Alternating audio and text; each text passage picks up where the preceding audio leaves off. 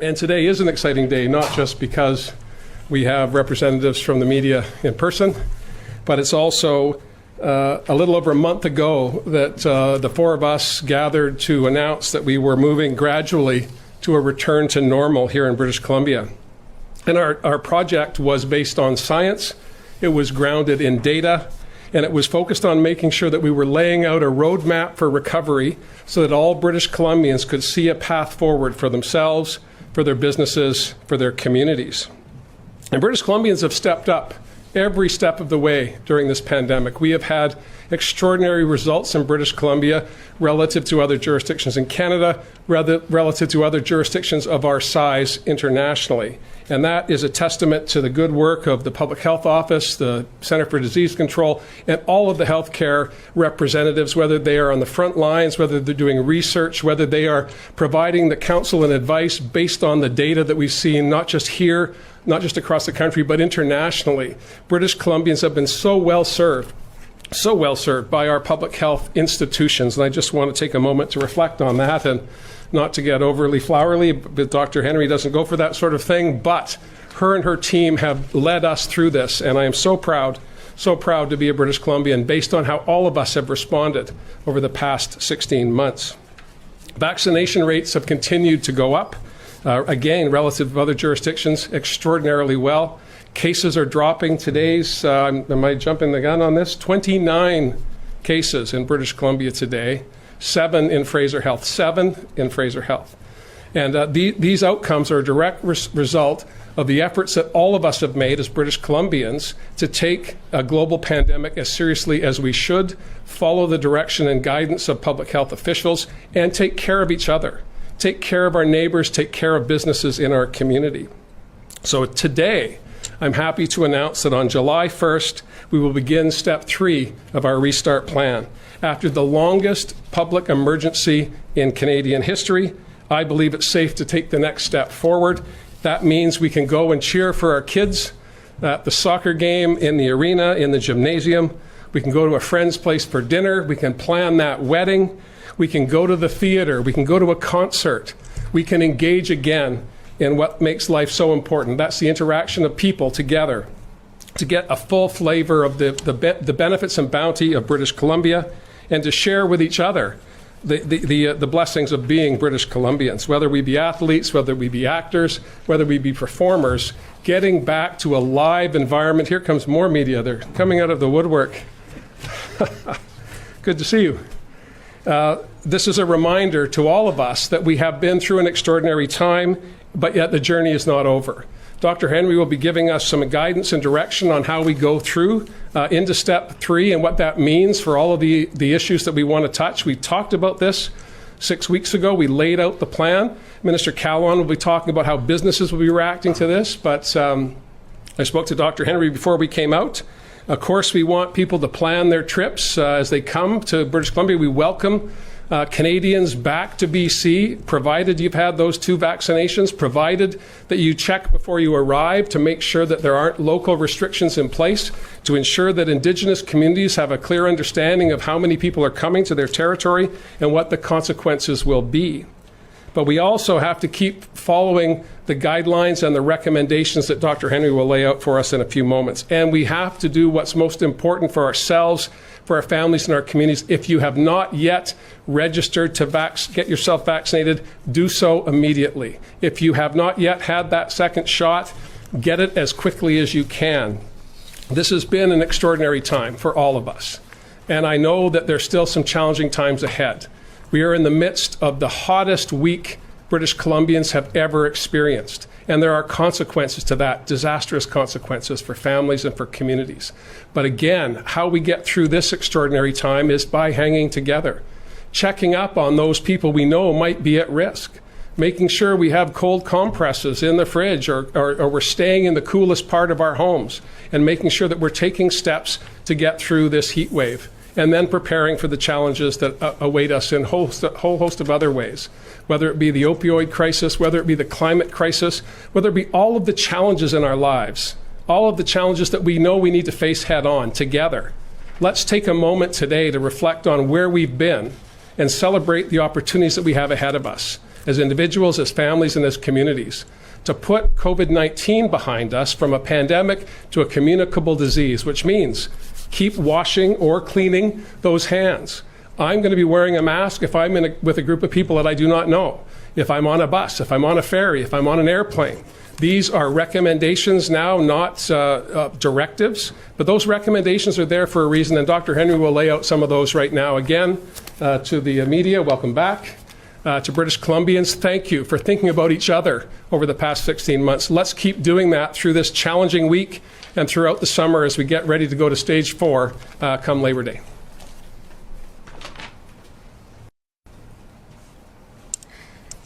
Thank you very much and good afternoon. And it is indeed a great announcement today that we are ready to bring us back together. Let me just get this together.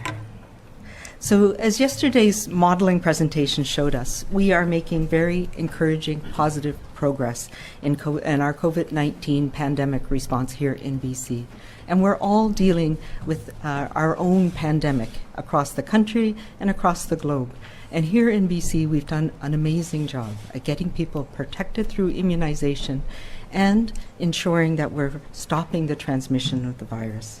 As a direct result of those measures, the number of people who are now immunized, we have seen a dramatic and sustained decline in new cases across the province.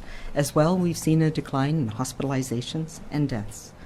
We are continuing our careful and gradual approach to bringing us back together.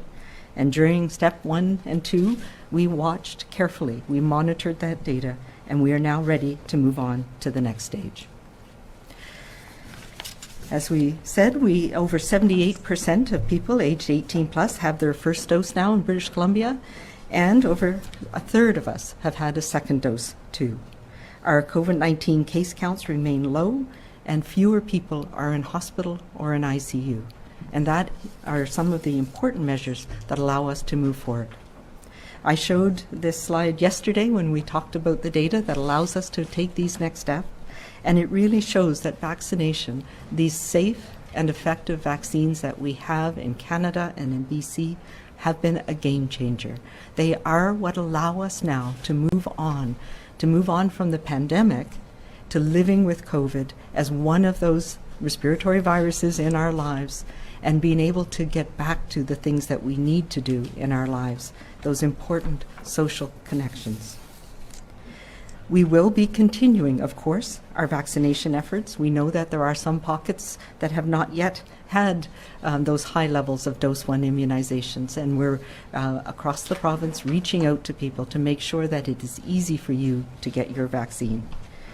We're cautiously moving forward, but I think the important principle that we have right now is that we no longer need to have orders and directives in place, and we can remove those and replace them with the guidance that allows us to live our lives as we move through this next step in the reopening. So that means targeted restrictions and guidance that are effective and efficient, but allow us to support people to getting back to work, to getting back to the social interactions in our lives. And we're switching from the COVID safety plans that were very specific when we didn't know as much as we know now about this virus and how it's transmitted, to communicable disease plans that bake in fundamental principles that prevent transmission of disease in all settings. We are lifting the provincial state of the emergency. That, of course, will be Minister Farnworth's job very soon. But some of the provisions have now been rolled into the regulations so that ticketing powers around certain aspects will still be maintained. I also want to make it clear that we are still in a public health emergency. There are still transmission of this virus globally. We still have to monitor and to take additional measures to follow closely what's happening with COVID-19. And the public health emergency will remain in place. So this is the summary of where we are now in step 3. As of July 1st, many of the orders that are currently in place, as I said, will be rescinded. This is a very positive step, as orders are only put in place when there's an urgent and critical need to do so. One of the most important one will be the lifting of the mandate or the orders under the Emergency Programs Act around mask wearing. That doesn't mean that mask wearing is not important. It certainly is. And it will now be moving to our guidance on where we should be wearing masks. And I'll talk a little bit more detail about that in a minute. The other aspects that we'll be looking at are increasing our ability to do personal gatherings. And so we will be lifting the orders on personal gatherings. We'll be looking at increasing capacity around organized gatherings, both indoor and outdoor settings. And we'll be welcoming people from across the country, particularly people who've been immunized, to come and enjoy BC with us. Sports and activities will resume their normal activity levels, and businesses will be changing as well. And finally, offices and workplaces will continue that gradual return to work. So let's talk about a few of the details. Our updated mask guidance in this step, mask wearing will be recommended in all indoor public spaces for all people 12 and over who are not yet fully immunized. So that means it is important for us to continue to wear masks in those indoor settings when we're around people that we don't know and where we not yet have been fully protected. Some people may also continue to choose to wear masks, and that's okay. We need to remember that we all need to go on our own pace. And there are some reasons why we may feel more at risk, or it may be important for us to continue to protect ourselves using masks. The face coverings order under the Emergency Programs Act will be lifted, and we also do not recommend, and there's no need for people to provide proof of vaccination. We know that most people in British Columbia are doing the right thing, and we expect that will continue. The next area around gatherings. So there's several different types of gatherings that we have had restrictions on in British Columbia, and now is the time where we can start to lift those. First, the orders around personal gatherings. So that's the people you can have into your home, or a vacation rental, for example. We want to lift those. We know that these are situations where these are people that we know. We are removing the order because we know the risk. We know the vaccination status. We can invite people into our home based on our risk and the risk of those around us and our friends and family. So it is up to us to decide who we have in our home now. So this is the time where, yes, if your grandparents and aunties are immunized, they can come over and you can have that family gathering and hug the grandchildren if people are protected. But everybody needs to move at their own pace in this as well. We know that, as we did before this pandemic, if somebody was undergoing medical treatments like cancer treatments, then we need to take those precautions still. And we may want to have smaller gatherings or do them outside so that we're not putting each other at risk. In terms of organized gatherings, we're going to ease the restrictions. And again, it's the principles that outside is less risky than inside. So in indoor gatherings, up till now, it's been up to 50 people. As of July 1st, it'll be 50 people or 50% capacity, whichever is larger for that venue. So if your venue is one that holds a capacity of 60 people, then you can have 50. If it's a venue that has 500 people, then 50% capacity would be 250. And we'll need those communicable disease plans to make sure that we're minimizing the risks of people coming when they're sick and making sure they have space that they need.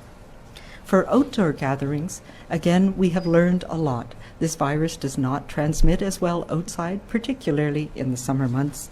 And we know that we can have larger gatherings together safely outside. So for outdoor gatherings, 5,000 people will be the limit. Below that, if your venue can hold up to 5,000 people, you can have 100% capacity.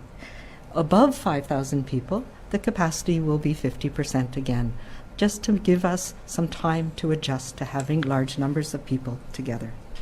Indoor weddings, ceremonies, and events, again, will be very similar to the indoor gatherings. On the other hand, we know there's a different risk when we have outdoor events like fairs and festivals and even some of the large trade shows, and they can return to normal. These are events where people, what we are calling flow-through events, where people can move away from others and keep their distance. It's not like being seated right next to somebody or in an enclosed space. So we are returning to normal with communicable disease plans to make sure that we are, again, minimizing the risk using those basic principles. And finally, after all of the consultation that we've had the privilege of having with our faith leaders and faith communities across the province, I will be removing all of the PHO restrictions on religious worship services. And we'll be moving again to the guidance that we have created together to support faith communities to come back together without restrictions, making sure there's safety plans for each of them to do this in a way that allows us to come together again safely. In terms of travel, as we said, we'll be welcoming people from other provinces, preferably vaccinated people. And the guidelines will be what we have said all along. Be respectful of those who you're visiting, and recognize that you're bringing risk with you. And we know that as more people are coming into British Columbia, there are a chance that people will come with this virus, and they may come with different strains or variants of the virus. So we need to have some measures in place to be able to detect people. And we know we have a lab strategy now where we will be testing everyone so we know exactly what strains are circulating. But plan ahead. Do a little bit of research before you arrive at your destination and respect those local travel advisories. Not every community has received 2 doses of vaccine for all of their members yet, and not every community is ready yet to receive visitors, but many, many are. In terms of workplaces, my office and the BC CDC and our public health teams have been working very closely with WorkSafe BC to assist employers to transition from the very specific COVID-19 safety plans to what we call communicable disease plans. They will focus on the appropriate pillars of hand washing or hand cleaning, hygiene in the environment, things like ventilation, and of course the most important, making sure that we have the ability for people who are sick to stay away from others and to stay away from work. And there's a whole bunch of processes that are involved in that. We know that there are some, and we've identified this through this pandemic, there are some workplaces where the risk is higher, and we are going to continue some of the restrictions that made a difference in terms of protecting workers in those workplaces. And healthcare is a classic example, and some of the accommodations, the common accommodations on farms and in some of our industrial work camps. So we'll be working with WorkSafe BC and those sectors to develop specific plans that can be used in those areas. But we also know that there are things like barriers, which will still be in place in many places to protect workers in retail, in the grocery store. And as we transition over this period of time with more and more people protected and fewer people wearing masks, those barriers will still be important. Outbreaks will continue to be managed by our local public health teams, including, if required, closing down a business for a period of time to ensure that the outbreak doesn't spread. Some of the other things that have been restrictions in businesses, in restaurants, bars, and pubs, the table limits will no longer be in place, so we're removing most of the restrictions in restaurants and bars and pubs, and so you can determine how many people sit at a table. We're returning to normal liquor service hours, but we still need to have some measures in place in these inside environments. So for now, there's not going to be that socializing between tables, and making sure we still have barriers in place where it protects people. We've been working with the nightclub sector, and as you know, they've been closed for since last summer when we knew there was challenges with high risk in a high-risk environment. And so there will be some additional measures in place in the nightclubs that have been worked out with that sector, including some distancing or barriers between tables, and so not socializing between tables. And finally, we've been working with the casino sector as well, and I know they've been working hard on this since everything shut down last year, and they have very strong plans for reopening on July 1st and include some restrictions and barriers in place in those settings. So that's the basics of where we're going right now. Our layers of protection look a little bit different, but the basics remain the same. And I think it's very important for all of us to respect that we're in different places, and not everybody is ready to let things go at the same pace. And that includes businesses and includes some of the workplaces as well. But really the important things that we do for each other are to be immunized, to follow the guidelines. And so masks may be required in many facilities, in many stores, for example, on transit in the short term. We know that only 30% of adults in BC have received 2 doses of vaccine. So as that goes up over the next few weeks, we may be seeing less people wearing masks. But right now, we still will expect most people to be wearing masks in those indoor settings when we're around other people. Staying home if you're sick remains critical. Checking before you travel. Respecting others' personal space and your personal space. Not everybody's ready to go back to those greetings. Not everybody's ready for a handshake right now. We've never been through something like this before as a collective, as a society. So we need to be patient. It may be fist bumps and elbow bumps for a while yet for many people. It's always safer or less risky outdoors. And you need to consider other people's situations. And I've said this many times, we don't always know another person's story. So we need to continue to be compassionate and to understand when other people want us to take certain measures. And we'll never have to stop cleaning our hands.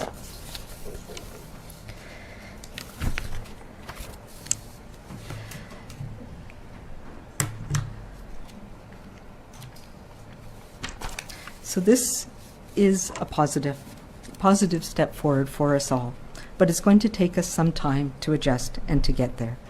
We know that every time we make changes, there's questions, and there's lots of concerns, and there's lots of questions that people have about every aspect of this. That's why we're giving a few days for people to start getting adjusted to some of the things that will come in place on July 1st. But we will be with you in public health with WorkSafe BC. We'll be working with you to answer those questions so that we can all make this transition and get back to some of the important connections in our life that we have been missing. You can be also reassured that COVID-19 continues to be a primary focus of my office and public health leaders and our teams across the province. And this is important too. We will continue to follow every case to manage outbreaks and clusters and prevent transmission. And I've said this a few times too. We've supported over 147,000 of our friends and colleagues and community members across this province who've had COVID-19. And we will continue to do that to keep our numbers down and our risk down in our community so that we can move ahead safely with getting back to our lives. We are watching things closely, and we will continue to. We have never been here before, and it has been a long 18 months. Some people and some businesses will be moving more slowly, and that's okay, and we need to respect that. It is all of our responsibility to do this well, and having been through this last 18 months, I know that we can do this too. And we can do it with kindness, with the compassion, the diligence and commitment that got us here and got us through this last 18 months. We're turning up the dial slowly, but things are a lot brighter today. Thank you.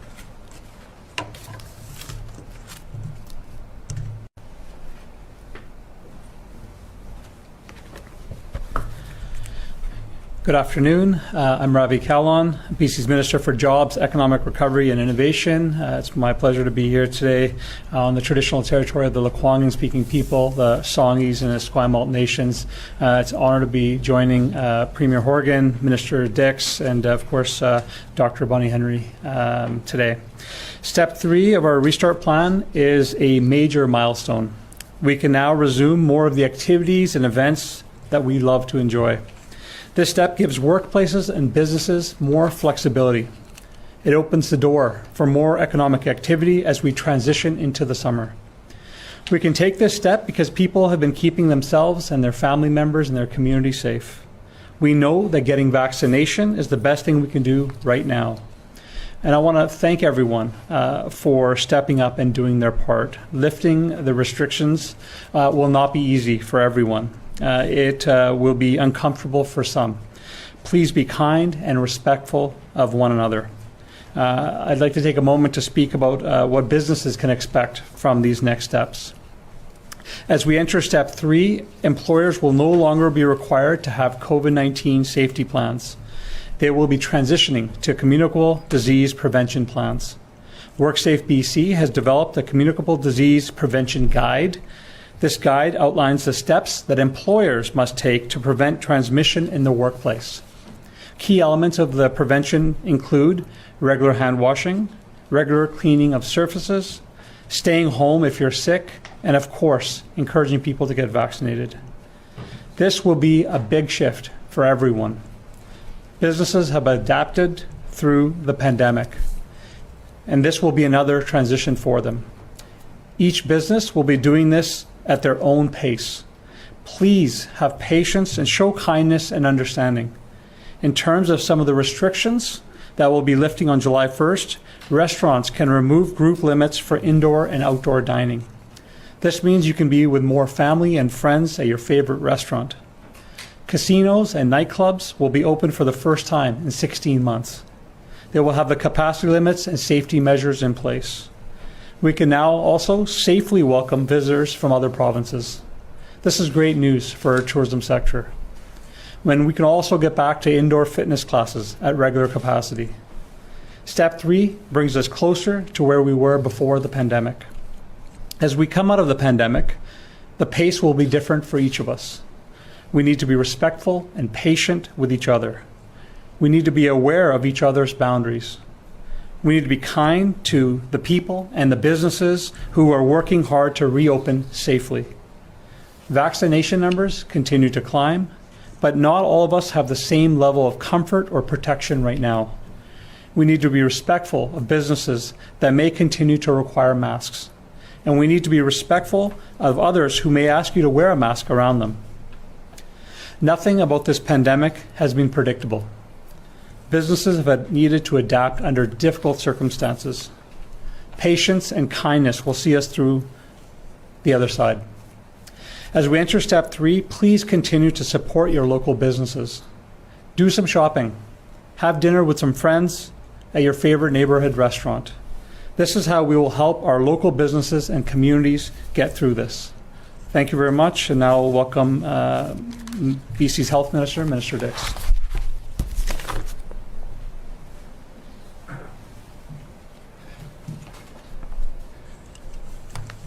Thank you, Minister Callon. Premier, Dr. Henry, I think just a few words now about where we are and the things that lie ahead, and a couple of reflections of where we've been. I think that throughout our pandemic in BC, we've shown each other generosity, empathy, understanding, compassion, and kindness, and we have been tested. When our worries were great, our sorrows deep, and our patience thin, we drew upon these traits, and in doing so, helped make the days better and the future brighter for ourselves and for all of those around us. I cannot tell you how much gratitude I feel to the people who are the public healthcare system in BC, our healthcare workers, healthcare professionals, people who are dispatched as paramedics, people who work in our emergency rooms in acute care and in long-term care and in community care. I think their work throughout this period of anxiety has been exceptional, and I think we all owe them a debt of gratitude. Part of paying that debt of gratitude, it seems to me, is to continuing to get vaccinated. Tomorrow, I believe, tomorrow morning, we'll have done our 5 millionth vaccination in BC, administration of our 5 millionth vaccination, and that is going extraordinarily well. 78.3% as of yesterday evening of all those over 18, 77% of all those over 12, and 31.6% of adults have received their second dose, and 29.5% have received, of all those over 12, have received their second dose. We need to keep going. If you have not received your first dose, get registered and get vaccinated. And think of all those people, all of those people that we can be grateful to for their work during this healthcare emergency, during these two public health emergencies.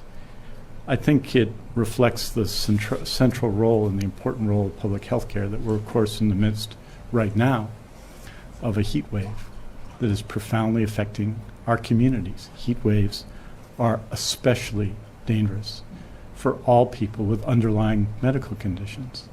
And right now, in every acute care hospital and in our ambulance system, which received 1,975 calls yesterday, an all-time record again, having broken all-time records from Saturday and from Friday.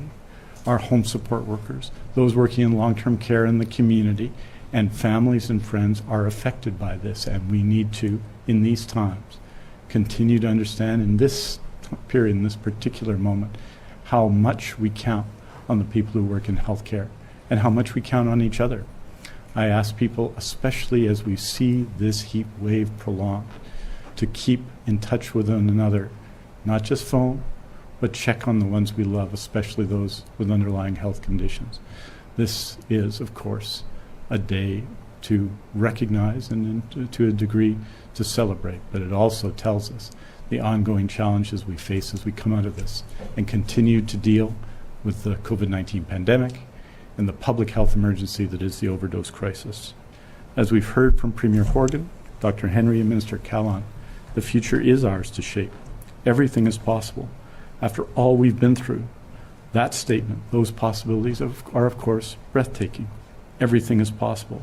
And our efforts to stop the spread have made it so, as has our kindness, our calmness, our generosity to one another.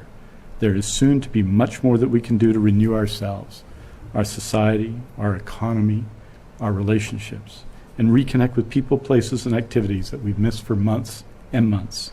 And as we continue to register for, book, and get our first and second doses, and as we continue to follow the guidance that keeps us healthy and saves lives, we'll each find our own comfort zone within that wondrous array of new possibilities.